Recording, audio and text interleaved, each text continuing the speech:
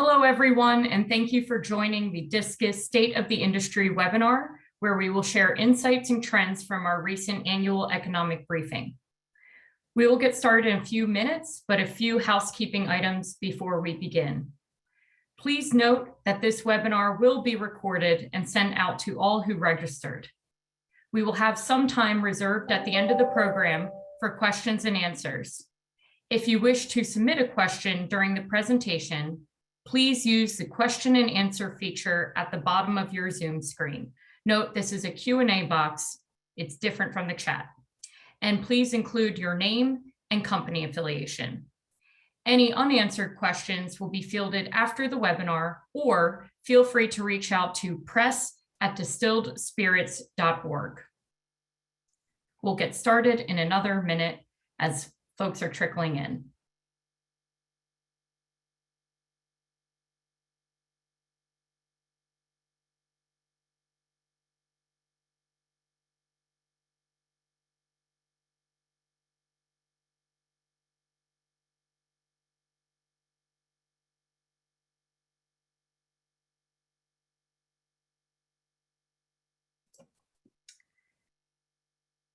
Okay, we are ready to get started. Turning it over now to Chris Wonger, President and CEO of the Distilled Spirits Council of the United States and Responsibility.org.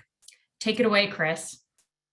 Hi, everyone, and thank you, Maggie. Welcome, and we're excited to be with y'all today.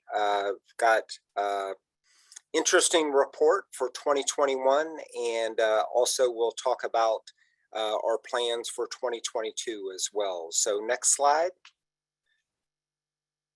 Myself will be presenting along with Christine Lacascio, our Chief of Public Policy, and then we also have Phil McDaniel, who's the co-owner of St. Augustine Distillery, and Phil also serves on the DISCUS Board of Directors. So thank you both, Christine and Phil. Next, okay. 2021 was just a fantastic, unbelievable year for the distilled spirits industry. We grew in revenue by 12%, and U.S. volume growth was at 9.3%. A lot of the growth was driven by the gradual reopening of bars and restaurants, and consumers trading up and really enjoying fine, premium, and ultra premium spirits. Such an exciting time for our industry. Certainly, we've all navigated the challenges with the pandemic and COVID-19. Our hospitality sector, particularly the on-premise sector, continue to have great challenges.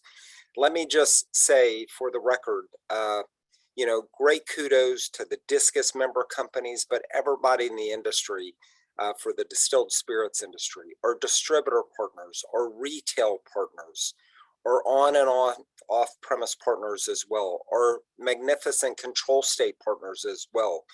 All have contributed, and it all comes down to consumers, really. Consumers gravitating to distilled spirits products. And obviously, with this growth, and we'll talk about this, our important guide of responsibility as well. So with that, congratulations to everybody in the industry with a wonderful year, and hopefully 2022 will be an exciting year as well. Next slide. I'm going to turn it over to Christine. She's going to get into the nitty-gritty on the overall brand performance for the industry, and then I'll come back with everybody soon after. Christine, over to you. Great, thanks, Chris. And welcome again, everybody, to the State of the Industry webinar. Happy to talk about some details with all of you. But before we get into the specifics of 2021, I want to just to highlight, that the spirits industry is a major contributor to the U.S. economy. The spirits market in the United States is the second largest in the world, second only to China.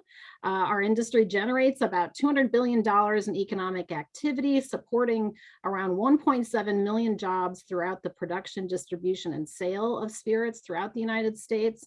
And I probably don't have to tell this group, but it's worth highlighting again that, the spirits industry, that we are high value added agricultural products.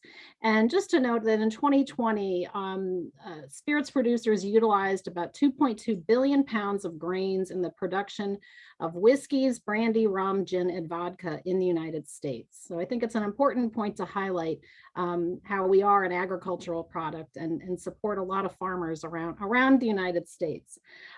So let's get into it. And we're going to look at this in terms of marketplace trends, consumer trends, and macroeconomic trends. So turning to marketplace trends, in 2021, we saw strong industry growth, return to on-premise sales, and a rebounding hospitality industry, but one which still faces some challenges. And as we look specifically at 2021, as Chris highlighted at the outset, our revenues increased by 12% year on year, accounting for a $3.8 billion in revenue increase year on year. On the volume side, that was an increase of 24.7 million 9-liter cases, reflecting a 9.3% growth rate up to 291 million 9-liter cases. And as we analyze the data and look at what's happening in the marketplace, we think there really were three main drivers of spirits growth. Certainly on-premise sales, premiumization across categories, as well as consumers continuing to have at-home occasions and buying premium products, and the convenience of bringing products home and exploring and experimenting with cocktails and spirits-based RTDs. And we'll certainly get into more details on all of these. Next slide.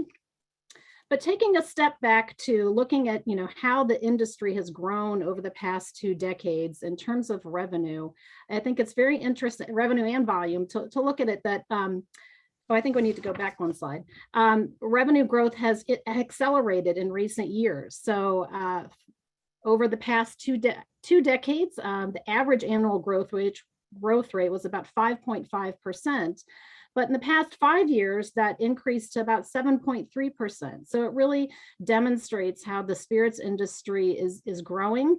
We saw that we didn't grow as fast during the economic downturn, but certainly, as things picked up and the economy improved, we saw that consumers are really gravitating more and more towards spirits. Next slide.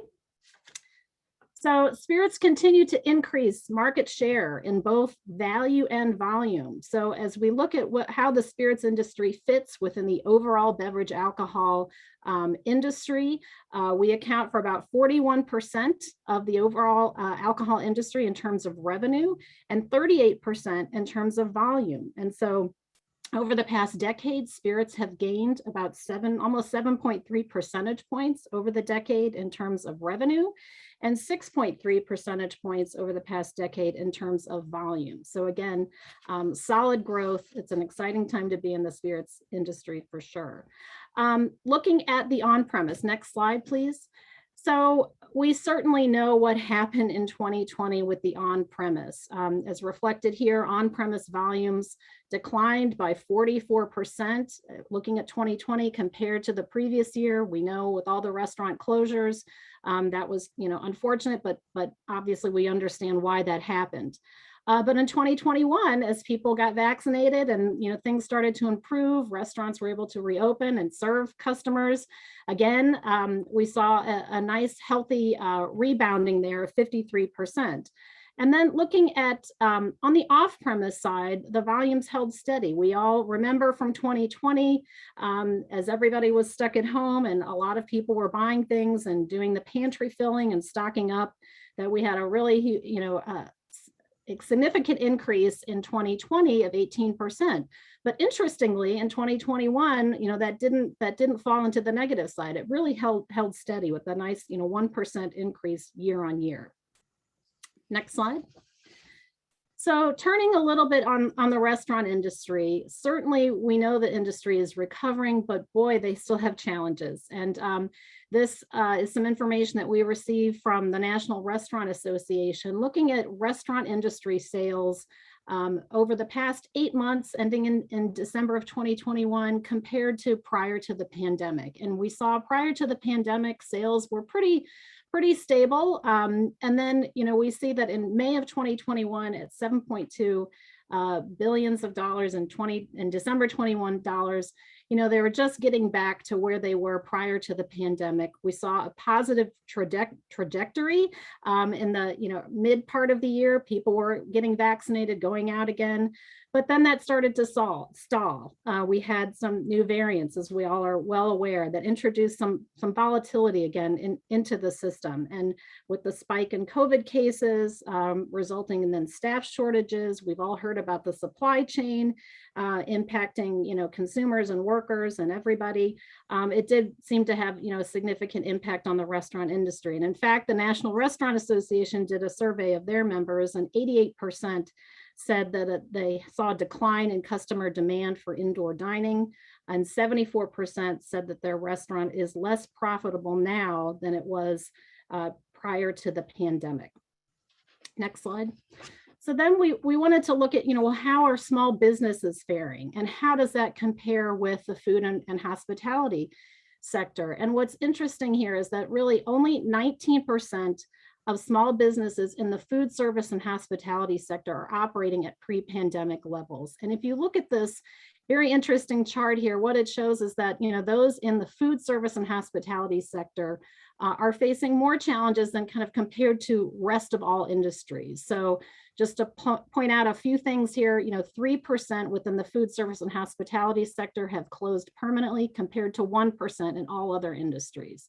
Only 19% are operating at pre-pandemic levels in the food service and hospitality sector, compared to all other industries, which are at 37%. So I think this just illustrates that, this sector is facing increasing challenges related to the pandemic compared to other small businesses. And so, while small businesses we know are certainly resilient across the United States, there are still some significant hurdles, and it's going to take a while for things to kind of turn the corner here so that folks can really get back to growth in this sector. We're certainly optimistic, but according to them, I think, it is going to take a while. And so it will be somewhat fragile there. So turning to consumer trends, I think some of the things that we've highlighted and we note are that consumers continue to enjoy spirits at home. They like the convenience of doing that. They like the convenience of spirits-based RTDs, which is really a booming component of the spirits sector. Consumers are experimenting with cocktails and utilizing premium spirits, which we'll talk about. But then, of course, as we've noted, consumers are returning to dining out as well. Next slide. So let's look at the spirits industry specifically and look at the top five. Our top five in terms of revenue and our top five in terms of volume, and vodka tops both lists. We see that vodka total sales in 2020 were $7.3 billion, reflecting a healthy growth rate of 5%. And then on the volume side, 78.1 million 9-liter cases and a growth rate of a little over 1.5% there. So vodka still is very, very popular with American spirits consumers. Certainly tequila and mezcal, that's part of the story here, as well as cocktails and RTDs. We saw they're now taking the second spot in terms of volume, cocktails and RTDs, and tequila and mezcal in terms of revenue, number 2, followed by American whiskey, brandy and cognac, and cordials on the revenue side. And then on the volume side, American whiskey comes in at number 3, tequila at number 4, and rum at number 5.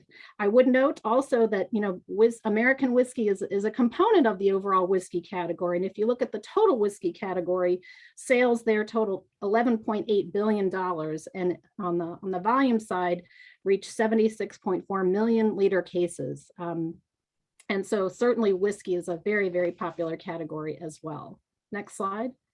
When we decided to look at, what are the fastest growing spirits categories, it is cocktails and RTDs. Now, certainly they're growing from a small base, but just looking at the growth rate, they top the top 5 fastest growing spirits, both in terms of revenue and volume.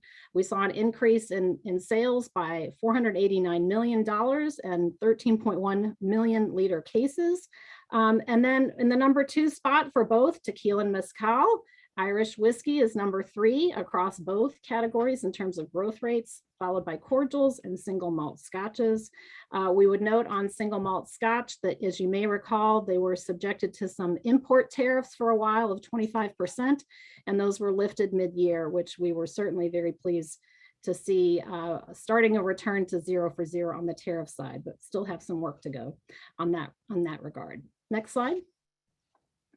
So as we noted earlier, spirits revenues grew by $3.8 billion in 2021. And what is fascinating about this is that tequila and mezcal accounted for nearly a third of that total increase, followed by the whiskey category at 26%, and then cocktails and RTDs at 13%, and all other spirits accounted for the remaining 30%. But this is very interesting to see how tequila in particular helped drive the revenue growth in 2021.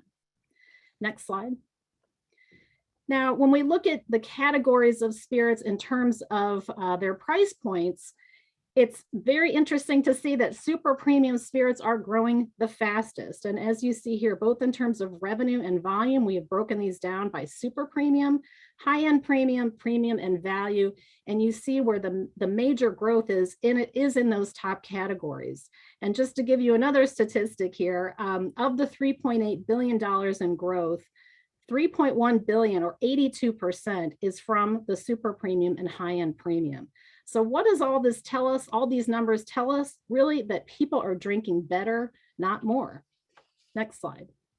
So let's look at, which are the categories within spirits where we see a growth to higher premium spirits. And really what we saw was that premiumization is occurring across a whole range of spirits categories. Obviously, tequila is one of them. We saw a growth of 4.6 million 9-liter cases there, followed by whiskey, vodka, cordials, brandy, liqueurs, brandy, and gin and rum all saw increases in terms of purchases of the super premium and high-end premium categories within those specific spirits categories.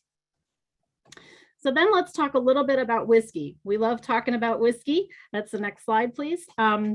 We also, of course, saw premiumization within the whiskey category. American whiskey, Canadian, Irish, single malt scotch, and blended scotch all saw increases as consumers gravitated toward the super premium and high-end premium categories within the whiskey category. Next slide. So we have to talk about spirits-based RTDs because it's just as consumers are choosing authenticity and convenience with premixed cocktails, which include spirits-based RTDs. We've seen tremendous growth in this category, as we've noted a little bit previously. Revenues grew by 42.3%, up to $1.6 billion. And on the volume side, they grew to 36.6 million 9-liter cases, a growth rate year on year of almost 56%. And so I think what we're seeing in the spirits-based RTDs category is a lot of creativity and innovation as companies are making products with spirits and responding to consumers' demand for the variety and the flavors that these products provide. And so I think there's something for everyone in the spirits-based RTD category. There's a range of flavors to suit everyone's taste. You can have a margarita, a cosmopolitan, a product that's made with grapefruit or pineapple or peach. And then similarly, you can use a range of spirits in these products. It can be made with whiskey or rum or vodka, tequila, gin, and others. So there are so many options that are available, and we see it contributes to why we're seeing so much growth here. But that said, spirits-based RTDs still remain a very small portion of the total RTD market, as noted here, according to the IWSR data. We only account for about 8% of the total RTD market, and the vast majority of that are the malt-based RTDs, and hats off to those companies that make those products, because obviously consumers enjoy a wide variety of options in the RTD field, including spirits-based RTDs. Next slide. And so finally, on the consumer trends focus, I'd be remiss if I didn't talk about e-commerce and how the pandemic has really changed buying behaviors. myself included. You know, I now shop online for things, for groceries that I didn't before. I like having the option. It hasn't replaced my shopping entirely, but it's certainly good to have an option. And I gather that a lot of American consumers like having that convenience and that option available to them now. So some data that we see that's interesting here is the pandemic certainly has changed buying behavior. We know that consumers were moving towards e-commerce already. It was a trend that was happening already, but the pandemic really accelerated that. 66% of consumers who bought alcohol online made their first purchase of it during the pandemic. US e-commerce sales increased sharply. If we compare the astounding 192% increase of online food and beverage sales comparing 2021 to 2019. And then similarly, 131% growth in online alcohol sales. And in 2021, according to Rabobank, $6.1 billion of sales occurred online for alcohol. That counts for about only 4% of off-premise sales, and spirits accounted for about 21% of those. So lastly, we'd like to just talk briefly about some of the macroeconomic trends. Next slide. And next slide, please. So, you know, there's certainly a lot going on. We see it and read about it in the paper every day on the news. Inflation, costs are rising across the board. It's driven by a variety of things, certainly strong demand. You know, we have more money to spend as we're not doing other things. Compounded by the fact that there are workforce shortages related to COVID, the resulting supply chain disruptions, which have driven up prices and energy and all that, have contributed to all this. But I think the supply chain challenges that we keep hearing about, yes, they are severe, but they're expected to improve. You know, there's been a lot of focus on that and how to improve that. The IMF certainly expects it to improve. And as we saw too, the economy finished, you know, it exceeded expectations Q4 of 2021. But growth, the IMF expects US economic growth to slow down a bit in 2022. So something to keep in mind as we move forward. And coming back to workforce shortages and all that, I mean, I think businesses are just going to have to continue to be nimble and creative. I was fascinated to see that Domino's, for example, is now asking its customers, they'll pay you $3 for you to go pick up your pizza, because I guess they're having difficulty finding drivers. And so I think, you know, as small businesses and big businesses and everybody across the board is just going to have to show some creativity and, again, remain to be nimble to address some of these challenges. But despite these factors and challenges, it's important to note that real disposable income is still higher than it was pre-pandemic. And certainly we all know that there were big gains in 2020. They declined a little bit in 2021, but they're still higher than they were in 2019. So with that, I will hand it back over to Chris.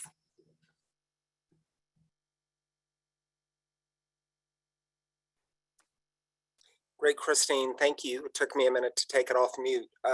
Look, 2021 was a fantastic year for our industry, much of which we all should be proud of. It all really starts with our member companies that bring these great products to market, the consumer interests, and certainly many of the partners throughout the country, our distributor partners, our control state partners, our retailer partners as well. And as Christine's noted, all the trends are that people are drinking better and not more. And as I mentioned earlier, an important part of the DNA of our industry is always to be guided by social responsibility. So first and foremost, next slide. Very, very proud to report that underage drinking is at its lowest levels that's ever been recorded. And this is something the entire beverage alcohol industry, from our partners in beer, in wine, the distilled spirits industry, responsibility.org, which has been around since 1991, which forges partnerships with third parties to help us on traffic safety and all of the above. Our industry has really contributed, and responsibility.org has played a leading role in the efforts to eliminate underage drinking. So underage drinking is at its lowest levels ever recorded. we continue to make great progress in reducing and hopefully at some point eliminating drunk driving and impaired driving. Very, very critical. I'm pleased to announce, which you may have heard earlier this past year, we launched the National Alliance to Stop Impaired Driving. And this is the mix between both alcohol and illicit and in legal drugs. And that is a recipe for disaster when it comes to driving motor vehicles and so forth. In addition to that, late in 2021, the Distilled Spirits Council of the United States and Responsibility.org partnered with great groups like Mothers Against Drunk Driving to include legislation in the infrastructure bill that was signed by President Biden that can ultimately place technology in vehicles over time that could ultimately eliminate drunk and impaired distracted driving in totality. Over 10,000 plus people die every year as it relates to drunk driving, and it's something that we are fully committed to ending, and we're fully committed to our consumers enjoying our fine products, those who choose to drink, but enjoy it in moderation and responsibly. Most important. So I think as a reflection point for our industry is we've had tremendous growth. The responsibility numbers that we all need to track are trending all in the right direction. In our efforts to promote responsibility and moderation, in our efforts to ultimately eliminate drunk and impaired driving, and ending underage drinking as well. So kudos to everybody in the industry. If you're not aware of responsibility.org, check it out because they have fabulous partnerships and programs working with schools, counselors, traffic safety, you name it, in our combined community effort to promote responsibility when it comes to beverage alcohol consumption. Next slide. Okay, let's talk about our 2021 key policy victories. And look, over the years, I'm proud to say that DISCUS, with our member company support, has played a unique role in helping to modernize the beverage alcohol market, make sure to bring spirits as part of the element of our communities so consumers can enjoy convenience and taste trials and all of the above. So let's turn to 2021 and our key policy victories. As Christine mentioned, we finally made some progress and are enjoying a 2-year suspension on EU tariffs on American whiskey. This was related to the steel and aluminum dispute. As it relates to the Boeing and Airbus dispute, great thanks to the Biden administration for their leadership on all of these fronts. We were able to secure a 5-year suspension between the US, the UK, and the EU on spirits products as it relates to the Boeing and Airbus dispute. We were proud to play an important role working with the National Restaurant Association, the Independent Restaurant Association, to include small distilleries in the Restaurant Revitalization Fund legislation. And in addition to that, as I mentioned, really we played an important role, leading role, to include in historic impaired driving prevention measures in the infrastructure bill. That was on the federal and the international front. Turning to the state front, next slide. Cocktails to go. It is a unique phenomenon, and I'm proud of the role that the Distilled Spirits Council has played in this part, because it's been an economic lifeline to our bars, restaurant, taverns, and our great bartenders around the country. In March 2020, in the early days of the pandemic, I'm proud to report, and great thanks to Christine and her leadership and the state government relations team, we sent letters to all 50 governors around March 20th, 22nd, 2020, in the early days of the pandemic, encouraging governors to find creative solutions to help our bar and restaurant partners. In many states jumped at it with emergency orders. Again, having to be guided by strong responsibility standards, making sure that the product was sealed.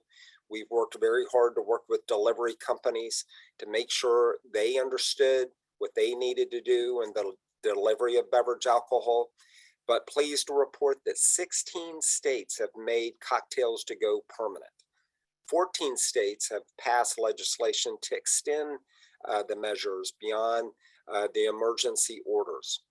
Retailer home delivery laws have passed in 8 states, and tax reductions on spirits-based RTDs were solidified in the great state of Michigan and Nebraska, and also expanding retail outlets for spirits-based RTDs in Michigan, for example. And pleased to report in 2021, we led an effort with our friends with the North Carolina craft distilling community to pass a North Carolina law allowing distilleries to sell bottled spirits on Sunday. I think this is the first time distilled spirits have been sold on Sunday, even before Prohibition. And a great team effort, and we do hope that is going to be a building block for Sunday sales at the ABC stores in North Carolina as well. Next slide. On the federal side for 2022, we are going to be pushing for securing the immediate suspension of UK tariffs on American whiskey. Since those tariffs were imposed in June 2018, we've seen a 53% decline in American whiskey exports. I'm proud to say that we're working closely with the US government and the UK government. We are cautiously optimistic that there could be a reprieve very, very soon. In addition to that, once we hope the UK tariffs on American whiskey are suspended or go away, we're going to be working with our friends and colleagues in the UK and in Europe to help set a platform to avoid these tariffs going forward. So stay tuned on that, but hopefully soon there's going to be an announcement that the UK tariffs on American whiskey will soon be suspended or go away altogether. We're going to continue to work in support of the Restaurant Revitalization Fund. As Christine mentioned, our restaurant, bars, and distilleries are impacted by the ongoing pandemic, so that is important. In addition, we strongly support legislation to permit the U.S. Postal Service to be able to ship beverage alcohol in the states where it's currently permitted. Very important. It's a cost-efficient way to do it, and we have full faith and trust in our U.S. Postal Service to be able to do that in a responsible and appropriate way. In addition to that, we're going to be advocating, obviously, for fair tax treatment and increased access for spirits ready-to-base products. Now, this has sparked quite a reaction. I think some of y'all may have seen in the trade press. And let me just say, we're just on the side of consumers and fairness, and we appreciate and respect and hold high regard our category competitors and so forth. But we'll show you a slide that just shows the discriminatory impact of the high tax rates on spirits-based RTDs, typically when they're at the same beverage alcohol level. In addition to that, we'll be continuing to work on expanding cocktails to go. On the tariffs front, again, we're going to work really, really hard to get these tariffs resolved with the UK, and we're cautiously optimistic. And a big role that DISCUS plays is knocking down trade barriers all over the world with our market access program and helping promote American US distilled spirits products all over the world. If you're not aware of the DISCUS USDA market access program, please let us know, because it's an important component in being able to export your great products around the world. And hopefully soon, we're going to resolve the tariffs once and for all and get back to 0 for 0 tariffs. Next slide. Cocktails to go. We're going to be advocating for cocktails to go and make it permanent in all states where the legislature and the governors are interested in doing this. Again, it is an economic lifeline for our restaurants, bars, and taverns. We will always be guided by the important responsibility standards for this, but I'm proud to say that DISCUS has played a very important role, and it's a big priority for DISCUS as we look for opportunities to modernize beverage alcohol laws around the country. Next slide.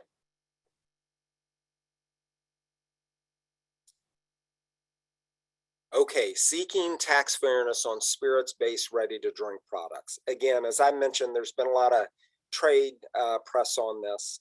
Let's just take Arizona, and let me just be very, very clear. There is a lot of innovation and transformation in the RTD category. And we know that consumers are gravitating to spirits-based RTDs because its taste profile, the authenticity, and all of the above. And certainly the pandemic has accelerated the growth of spirits-based RTDs. But consumers are forced to pay much, much higher in taxes on spirits-based RTDs. So let's just take Arizona as an example. For a spirits-based RTD in Arizona, the state excise tax is 28.1 cents a can. With our friends with malt beer, it's 1.5 cents a can.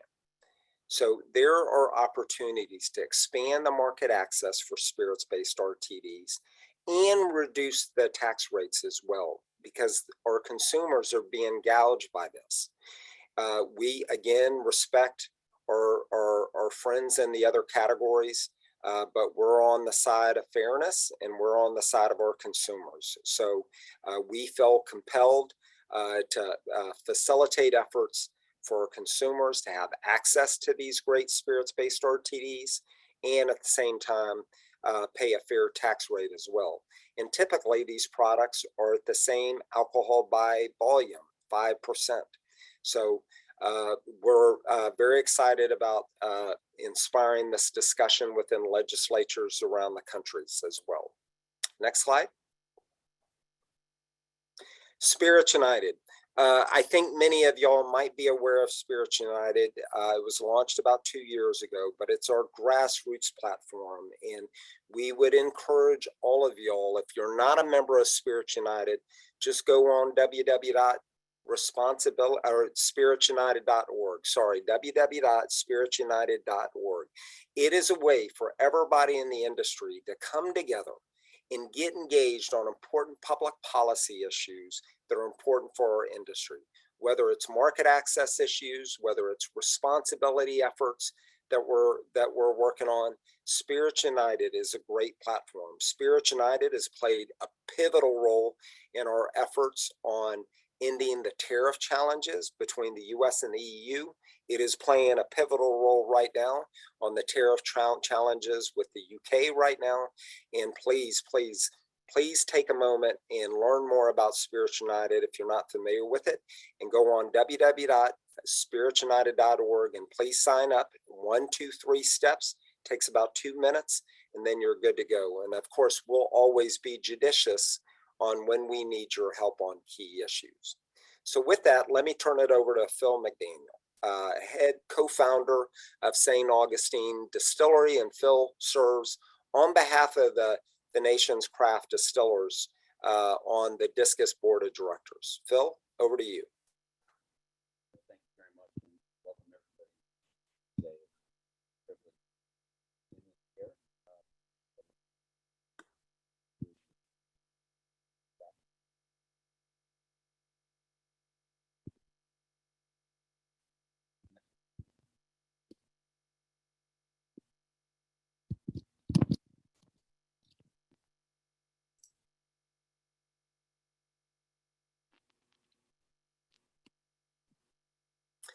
Phil, we're having problems hearing you, I think. How about now? Everything okay? Much better. Okay. Good. Over to you, Sorry Phil. about that. Next slide, please. Thank you very much. Great. So as you can see, the craft distillers, like all businesses, are recovering, but we continue to face significant challenges in a number of ways. I'm going to touch on a few now. Tourism for many of us is picking up, but it's still been impacted by the pandemic, depending upon the state you're in and the comfort levels in those states. Visitors are coming out a lot, like they are here in Florida, or in some cases less so. For many of us, our tasting room sales are really key to our revenues, and they've been seriously impacted. They account for between 30 and 50% of craft gift shop revenues, which is key to us. The other piece for us is tours really allow us to tell our story and are crucial to creating both a brand experience and customer loyalty. So until we get back to full for us with our visitation and tourism. We're still going to have a slow recovery in the craft space. The second piece is certainly in our on-premise partners for many crafts across the country. In our local hometown markets, it's the on-premise customers who are a large part of our support in our business. And as you've seen and experienced all across the country over the last 2 years, the on-premise has been kind of coming back in fits and starts. So we're hoping that that's going to continue to grow strong. We're really grateful to the Cocktails to Go legislation that DISCUS has been working on, because that's certainly helping both our restaurant partners and us, but they're also important in helping us reach customers. So hoping that stabilizes. The third thing for many of us has been the challenges that we faced in getting our supply materials, specifically glass, labels, and closures and others.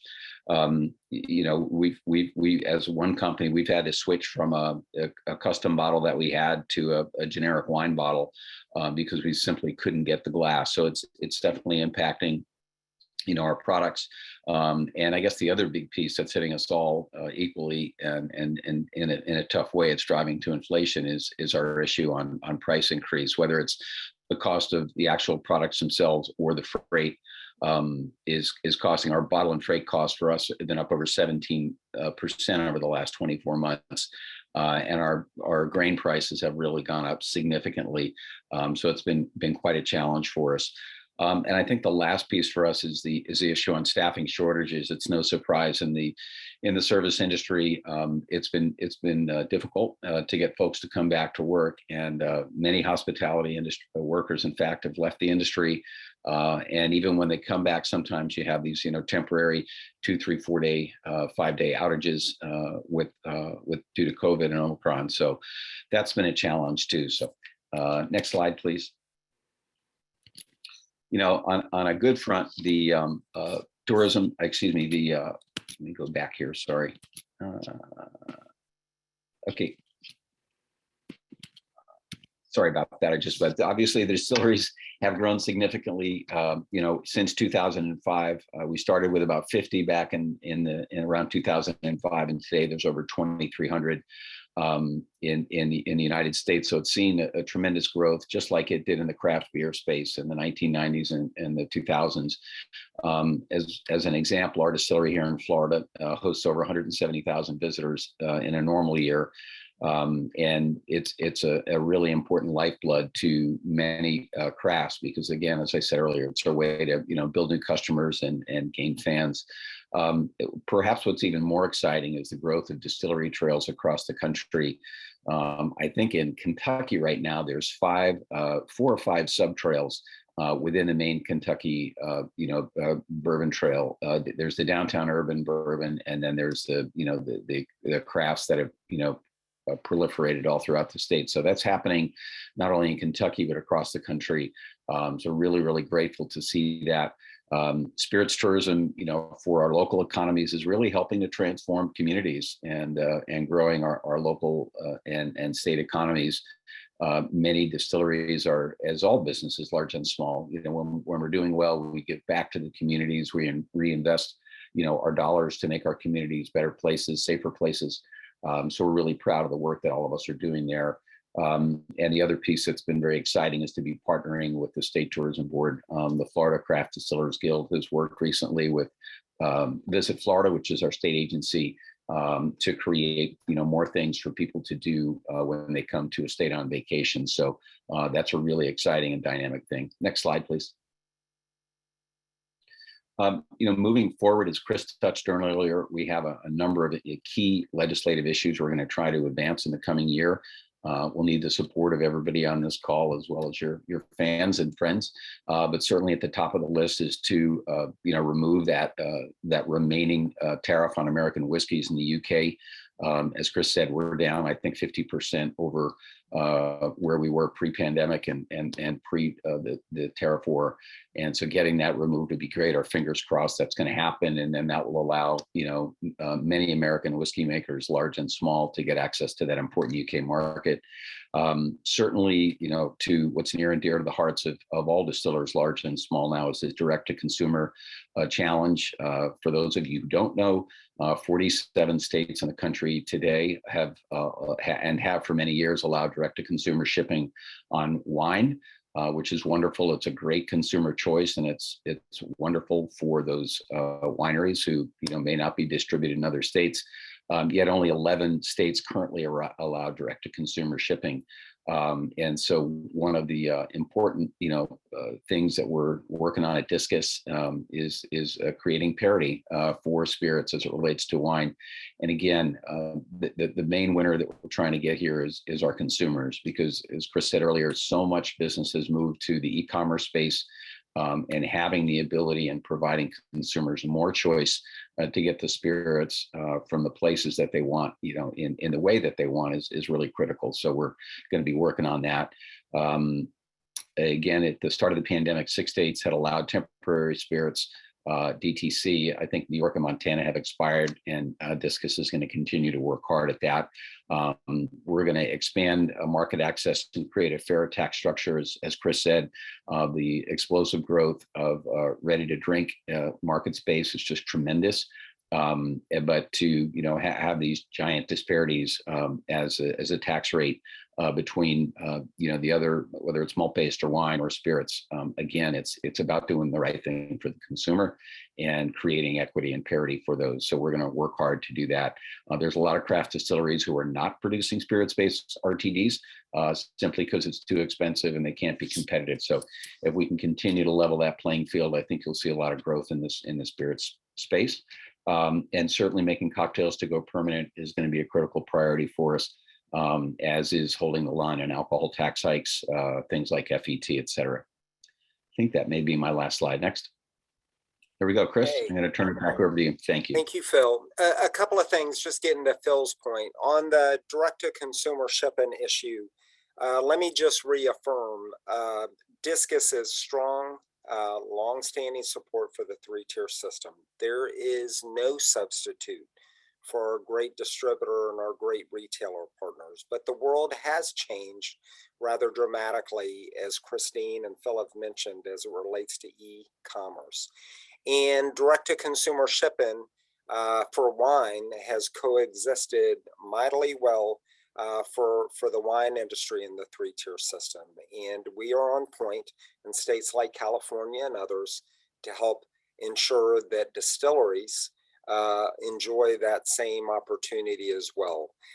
We believe direct-to-consumer shipping will create a consumer pull that will ultimately make the 3-tier system stronger.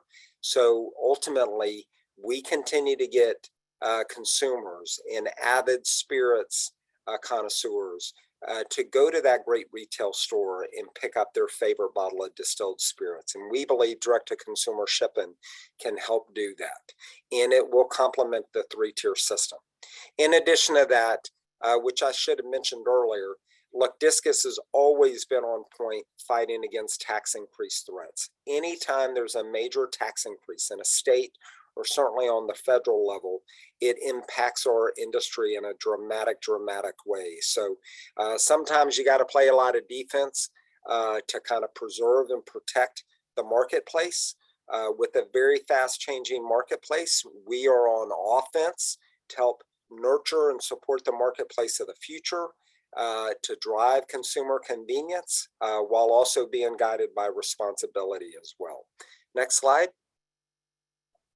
Okay, just wanted to do a quick shout out for DISCUS Academy. We launched it in January 2021. And in this past year, we've had over 1,000 people participate in DISCUS Academy courses. It is a great resource. 1,200 courses have been taken on business, management, finance, sales, marketing, safety and risk management, laws and regulations, and leadership development. So if you're not familiar with DISCUS Academy, you can access details on the DISCUS website. Check it out. It is a great resource on learning about trade practice issues and a whole host of issues. So please take full advantage. We are very, very proud of DISCUS Academy and what DISCUS Academy can offer back to our industry, because training and learning and development will be a key ingredient for the success of the industry going forward. Additionally, next slide. Okay, the 2022 annual conference is going to be in New Orleans, June 8th through the 10th. And hopefully, fingers crossed, God willing, will be on the backside of the pandemic. And we're very, very excited. Obviously, New Orleans is going to be a great venue for the 3rd annual DISCUS conference. So we're looking forward to seeing everybody, hopefully in New Orleans, June 8th through the 10th. The registration for the conference will be coming out here in the next week or so. So be on the lookout and please register. And we very much look forward to seeing many of you in New Orleans in early June. It'll be good fun, great opportunity, great networking, and we're going to have fantastic panels. Lastly, I would say, as we turn to the question and answer period, let me just say, it is a privilege for DISCUS to represent all of our member companies. Of course, our great larger member companies are the guiding force, and with our craft distillers as well. It is a privilege that DISCUS is able to play a productive role in supporting the marketplace gains, supporting our industry, bringing great products to the marketplace, and really spreading cheer and joy to our consumers in these very uncertain times. So it is a privilege for us to advocate for the industry. We are proud of our high standards of responsibility. It's something that everybody in the industry should be proud of as well.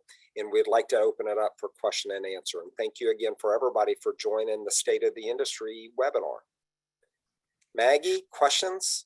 All right, thank you, Chris. And I just want to echo Chris's thanks to everyone who joined this webinar, but also who submitted questions in the Q&A feature. We were answering some as we went along, and we will do our best to answer as many as time allows. But I will start off. A few of you have asked questions about receiving a copy of this presentation. We will send out the presentation along with category support tables and a recording by tomorrow at the latest. So love the enthusiasm and that everyone wanted to receive that. And some folks have asked about certain category breakdowns, which are a little bit more technical. So we'll follow up with some of you individually on that. But diving into the first question here is from Sam Harb. Chris, I think you'll be best to take this one. Can you address how the administration's newly announced pro-competition rules, including post and hold, will impact the industry? Great question, and thank you very much. Hot off the presses. Before doing that, and I should have said this earlier, DISCUS has an economist on our team, Hassan Bakr, who played a significant role just over the last couple of months in working with Christine and I and the whole team, putting together the brand data and the consumer trends. So just a call out to Hassan. He's done some magical work, and we'll be sure to respond to some of those brand specific, category specific questions that you may have. In addition to that, great thanks to our friends with IWSR on the fast changing marketplace with RTDs. Our Brandy Rand and our friends with IWSR were very, very helpful in making sure the data that was presented today.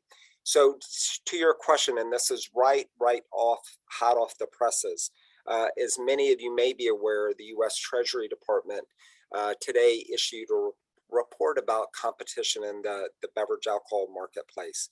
And let me just say on behalf of DISCUS, we are in full support of a vibrant competitive marketplace. It is critical to the success and the essence of the marketplace going forward. Whilst the spirits producer sector is highly competitive, we've seen that in the growth of distilleries just over the past 15 years. There are a number of laws and regulations that can be revised to improve competition in the modern economy. We look forward to working with the Treasury Department and the Federal Trade Commission and state authorities to properly modernize regulations and laws to create to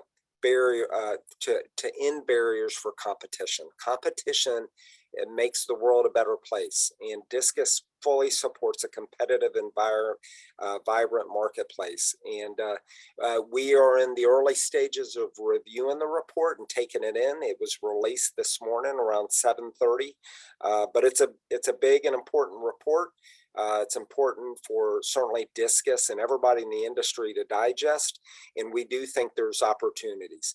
DISCUS fully supports a strong regulated marketplace. It is important for beverage alcohol, and it's important for responsibility as well. But there are opportunities to modernize and evolve the beverage alcohol marketplace.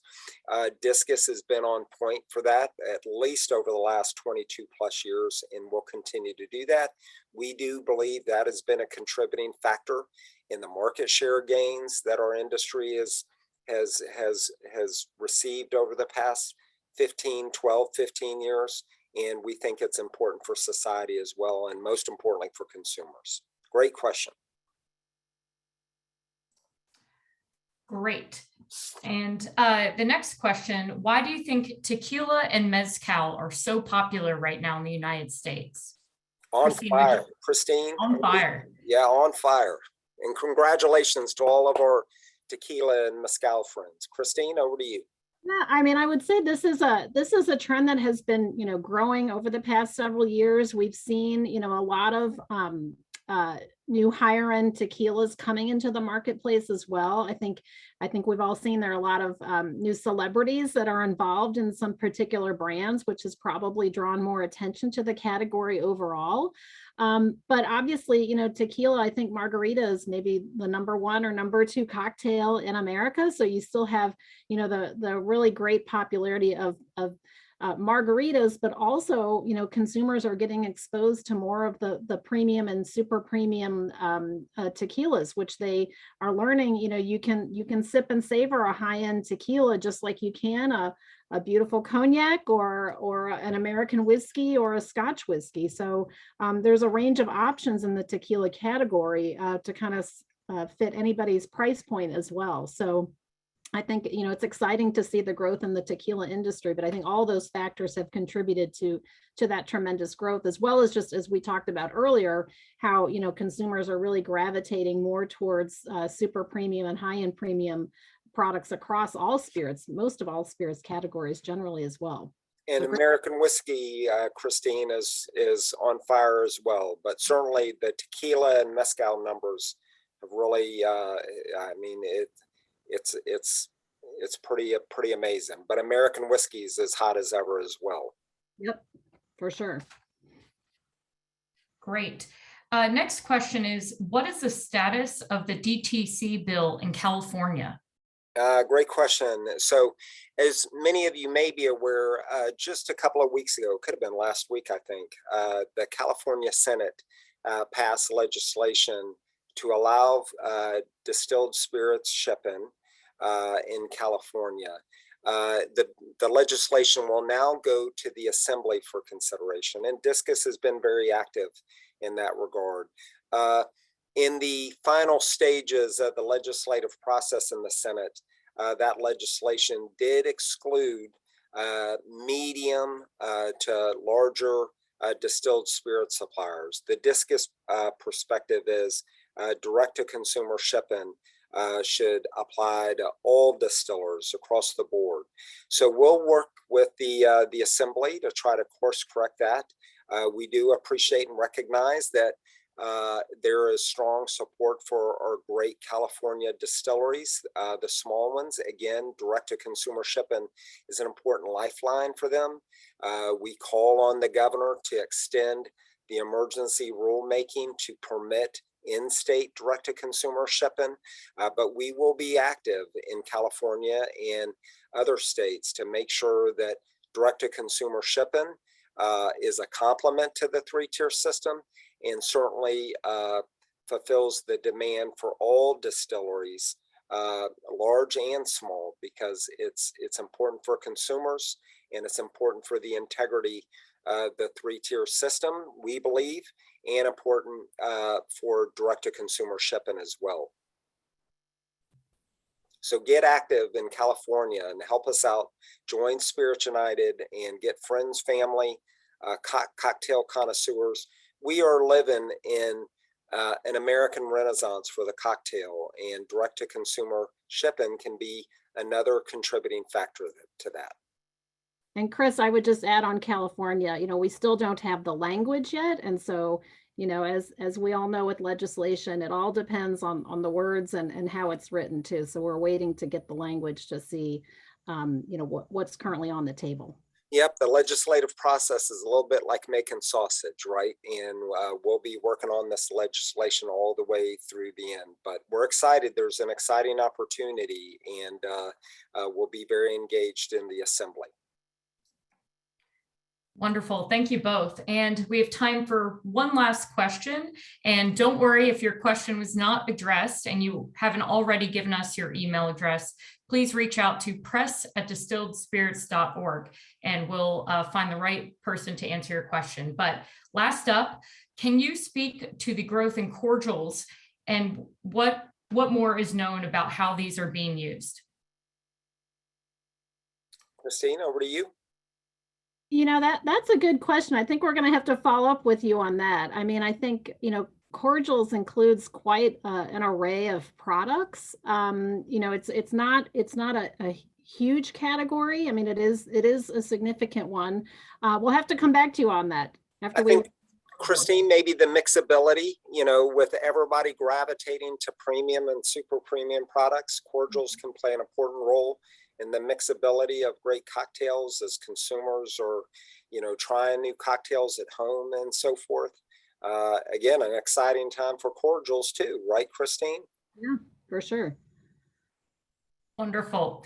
Well, thank you again. And as a reminder, we'll be sending out the recording and presentation and the category support tables either later today or first thing tomorrow morning at the latest. But thank you all again for joining, and we'll close this program. Thanks everyone for joining. Be safe and have a good afternoon. Thank you. Thanks, Phil. Thanks, Christine.